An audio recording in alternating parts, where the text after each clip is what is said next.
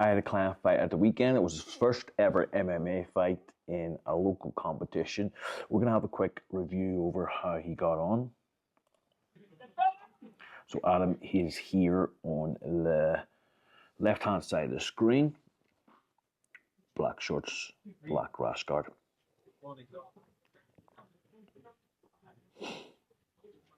Touch of gloves. And good range. Little fake to a single leg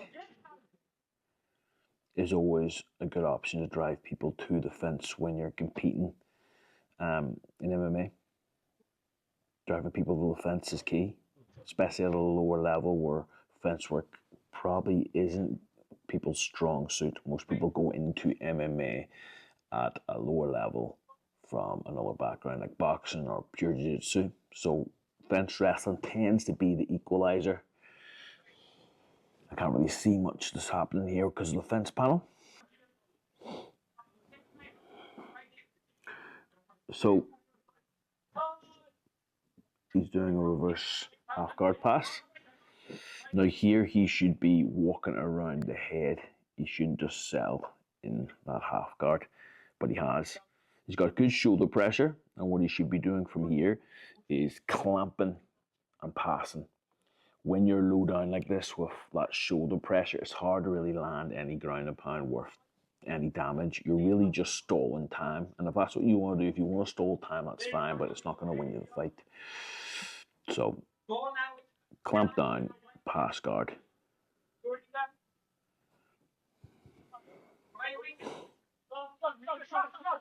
You're doing a great job of controlling, however, so far.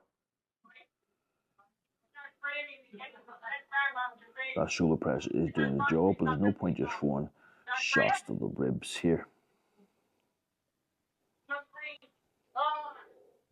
End of the round. The end of the round is key, okay? So as you see, Adam drinks water straight off the bat. What you want to do at the end of a round is, at the end of any round, you don't want to be drinking water right away. You want to get your breath back first. Deep breath in through your nose, out through your mouth for at least 10 to 15 seconds, and then start breathing. Make sure you're fully recovered. Don't be just going straight into fucking drinking water. Second round.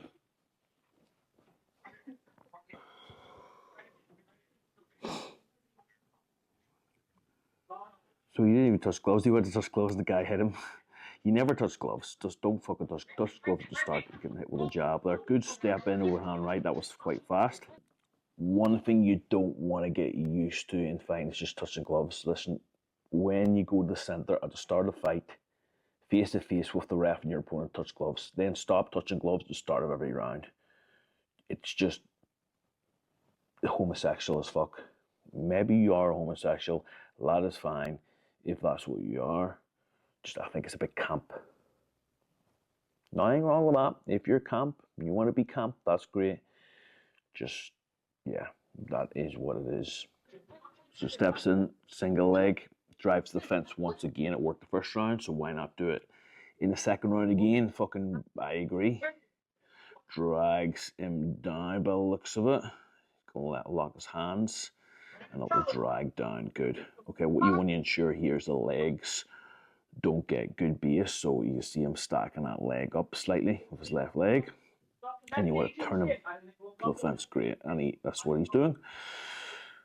Now from here, you want to progress in some way, shape or form. You need to get a finish, and side control, yeah, don't go for a submission. You're not going to do much ground and pound from there. You want to get knee on belly or go to mount. He's gone to mount. He's chosen the mount option.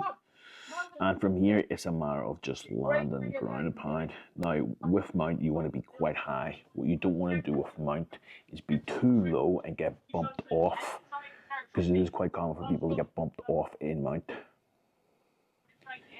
So he's just staying nice and low right now and making sure he doesn't get bumped off. There's nothing more he can really do right now until he gets a chance to get up and ground and pound. You can see his opponent wants to push him off and is quite violent with it, which you don't want to do and get reversed and end up on your back and guard the whole time. So he's doing the right. You're making the right choice.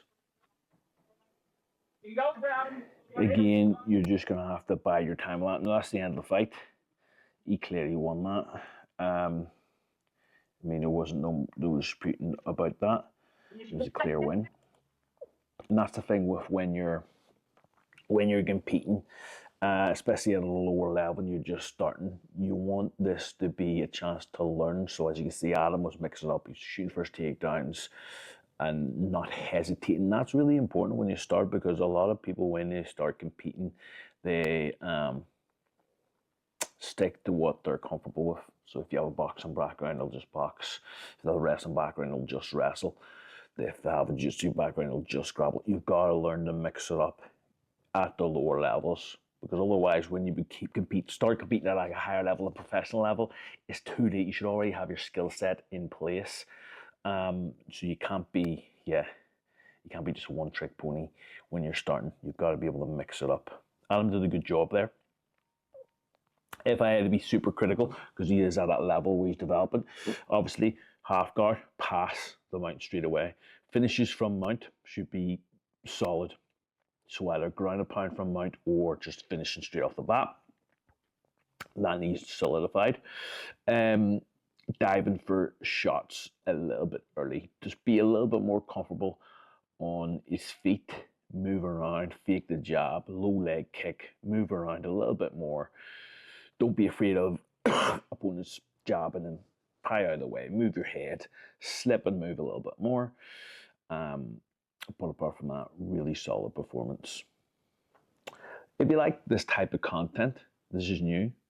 If you enjoy this style of content, let me know in the comments, because it might be what you like, but it might not be. You might be like, Ali, that is a massive pile of wank. And if it is, let me know as well. Otherwise, like the video and subscribe.